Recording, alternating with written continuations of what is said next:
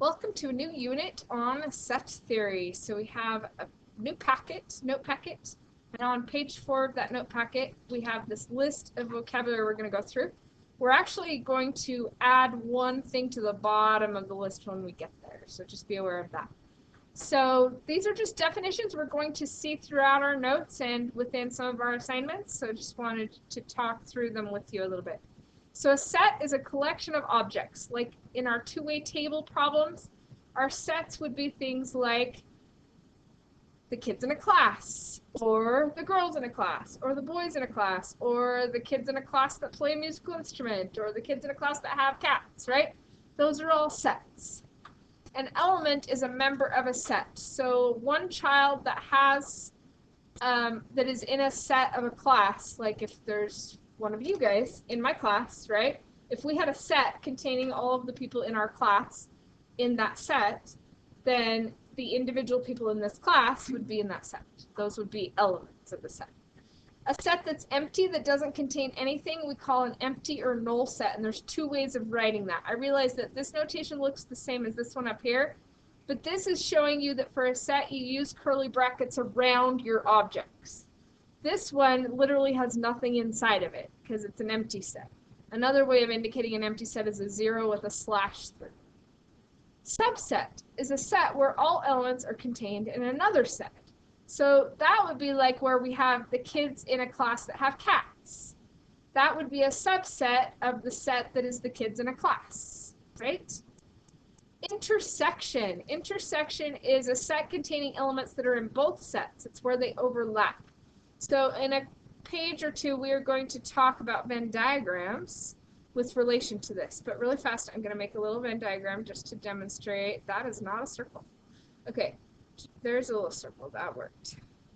And there's another circle. That didn't quite go where I wanted to. Here, I'll move it. Okay, so here's two circles. So here's a little Venn diagram going on here. The intersection of two sets is what they have in common. So that would be the middle piece right here of our Venn diagram. So you have this set that represents one set of things, right? And you have this set that represents another set of things. We'll just call it set A and set B. The intersection A with this little upside down U shape, which we just say intersection A, intersection B, is the middle where the two sets overlap. What they have in common, like the example we did previously for kids in a class that had both a cat and a dog, right? That would be the intersection. Union is a set containing elements that are in either set. First we have a little typo there. There should be an S on elements. The set containing elements that are in either set. So that would be, let me grab my circles again and copy them and reuse them for this. Control C, Control V. Throw them here. Union, this U shape here between our sets, that actually represents everything in the sets. So if this is set A and this is set B and we want A union B, that would be everything in both sets. So to show what that represents, that would be everything in this part of the circle and everything in this part of the circles where they overlap, and everything in this part of the circle. It would be all three of those things all added together. So intersection is just the middle where they overlap. Union is everything except anything out on the outside of the circles. You know how sometimes we have a number on the outside of the circle? That would not be in the union. Okay? Universal set, a set that contains all of the objects in the set that you're talking about. So we talked a little bit about that today. The universal set for our classroom with our cats and dogs was all of the kids in that class, right? Finite sets have a number of elements that can be counted. Infinite is a number of elements that can't be counted. That would be if your set is like the set of all real numbers or the set of all integers or something that goes from negative infinity to positive infinity, right? The next thing is complement. Complement are elements that are in the universal set but do not belong in this set. So for that one, let me grab my circles again. Grab them down here for my example. Let's say we have, oh, we want them overlapping though, right? So we have set A. Pick another color.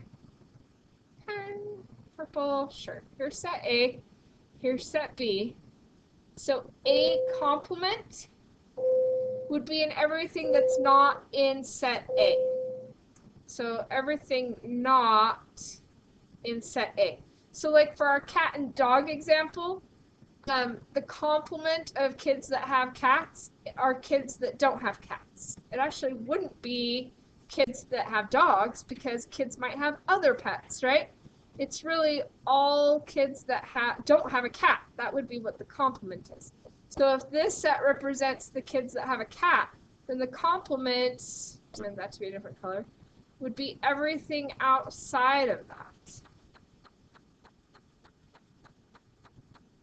So you know how sometimes we have numbers outside? I didn't build that rectangle around. The outside numbers, or numbers that are just in the other circle and not in both circles, those would all be complements. So let's say this circle represented kids that have cats. The colored part represents kids that don't have cats. This other circle represents kids that have dogs, right? So see how the part of cats, the kids that don't have cats, includes outside of the dog circle too. Okay, and then the last thing we're writing on here, because it wasn't included on this page of notes, but you need it for one of your Khan Academy assignments, is called relative complement, and we show that with an A\B. And that is elements that are in set A that are not in set B. In other words, we take A and we subtract out anything that's in set B, or we're subtracting out the middle part between A and B. So let me draw a quick example of that. My circles are disconnected. Okay, so this would be, change my color again. So if this is set A and this is set B, then set A, the relative complement of A/B, and I think I did my slash the wrong direction. Oops. Would be just what's in set A without what's also in set B. So that would be just this moon-shaped piece here with the middle piece chunked out of it, because the middle piece is also in set B. So we don't include that piece. Does that make sense? Okay, so there's a little definition, and there's actually another page, page 8, that has some of these same pictures on it that we will review this again a little bit, well, maybe either later today or next time I see you. 8 of your notes. Okay, let's go ahead and pause this video, and then we're going to talk about an example of subsets on the next